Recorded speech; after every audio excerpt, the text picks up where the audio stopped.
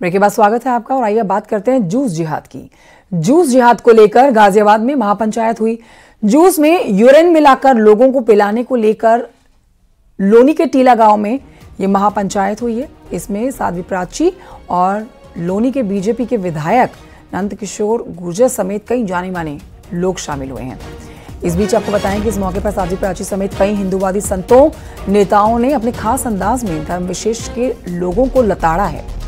सर्व समाज ने लोनी के बीजेपी विधायक नंद किशोर गुर्जर को 4 मांगों का ज्ञापन सौंपा है।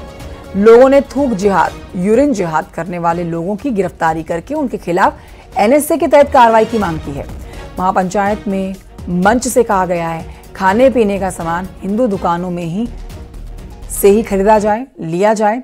बता दें आपको, कुछ दिनों पहले अंकुर विहार इलाके में पेशाब मिलाकर जूस बेचे जाने का मामला सामने आया था। इसको लेकर हिंदू संगठनों ने काफी हंगामा किया। इसके बाद पुलिस ने आरोपी जूस दुकानदार आमिर और उसके साथी को गिरफ्तार करके जेल भेज दिया है।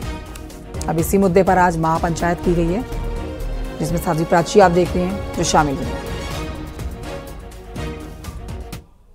हिंदुस्तान के अंदर तो खाने पीने से लेकर के बेटियों को कत्ल कर दिया जा रहा है। समाज का गुस्सा आपने देखा, इसलिए यहाँ लोनी में किसी की औकात नहीं है। अगर कोई गड़बड़ करेगा तो अब उसको, माने योगी जी की सरकार है और अभी हम जिंदे हैं। हमारे पूर्वजों की जो लड़ाई जो उन्होंने शुरू की थी और इस देश के अंदर लगभग 500 साल तक किसी की बोलने की औकात नहीं हुई, अब 1000 साल तक कोई बोलेगा नहीं, नस्लें मिट जाएंगी। 4 कौन सी प्रमुख मांगे हैं जिनको लेकर आपको ज्ञापन दिया गया है? चारों मांगे आपके सामने। पहली मांग तो है कि ये जो इस तरह का कोई भी कई प्रसाद में मिलाने वाला है, पुत्र जिहाद है या थूक जिहाद है, लव जिहाद किसी प्रकार का भी है, उसके ऊपर रासुका लगे और उन्हें मृत्युदंड की सजा हो, रासुका के तहत गिरफ्तारी हो। मूत्र एवं थूक जिहाद के विरोध में महापंचायत का आयोजन किया गया। सुबह 10 बजे से लेकर दोपहर 2 बजे तक ये महापंचायत चली। तकरीबन 4 घंटे ये महापंचायत चली थी और यहाँ 36 बिरादरियों के तकरीबन हजारों लोग यहाँ पहुँचे थे। साथ ही कई साधु संत भी यहाँ पहुँचे थे जो कि हिंदू संगठनों से या जो अन्य दलों से ताल्लुकात रखते थे। तस्वीरें आपको दिखाना चाहूँगा। 2 बज चुके हैं। ऐसे में अब यहाँ ये महासभा समाप्त हो चुकी है।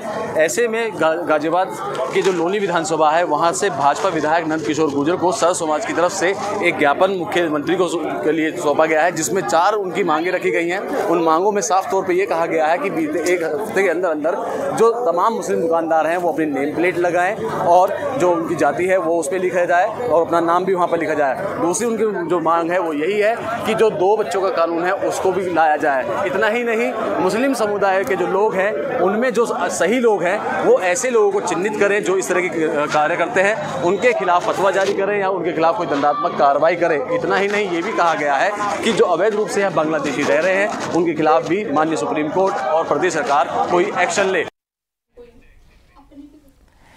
और आइए आपको दिखाते हैं 3 तस्वीरें। कहीं पर रोटी में थूकने का वीडियो तो कहीं थूक से मसाज करने का ये वीडियो। आपके सामने 3 वीडियो हैं जो शर्मसार कर देते हैं। देखिए, फ्रूट जूस में यूरिन मिलाकर पिलाने का आरोप भी लगाए।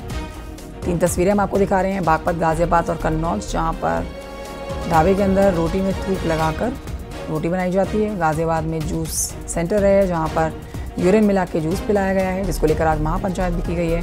और कन्नौज से देख रहे हैं तस्वीरें जहां पर थूक मिलाकर मसाज की गई है। आइए बात करते हैं बहराइच की, जहां पर नाला में डूबने से 2 बच्चों की मौत हो गई है। बहराइच में यह हादसा हुआ है। नाला में नहाते वक्त गहरे पानी में जाने की वजह से दोनों बच्चे डूबे हैं। स्थानीय लोगों ने दोनों शवों को नाले से निकाला है। मोतीपुर थाना क्षेत्र के मोतीपुरवा गांव की घटना है।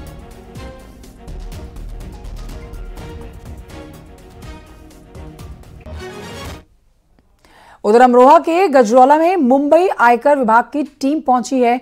टीम ने सट्टा किंग के नाम से मशहूर रमेश चौरसिया की अरबों की बेनामी संपत्ति को कब्जे में लिया है। साथ ही रमेश चौरसिया की अलग अलग जमीनों पर कब्जे के बोर्ड भी लगाए हैं। संबंधित जमीन को खरीदने बेचने पर भी पाबंदी लगाई गई है। कब्जे में ली गई जमीन 3000 बीघा से ज्यादा की बताई जा रही है।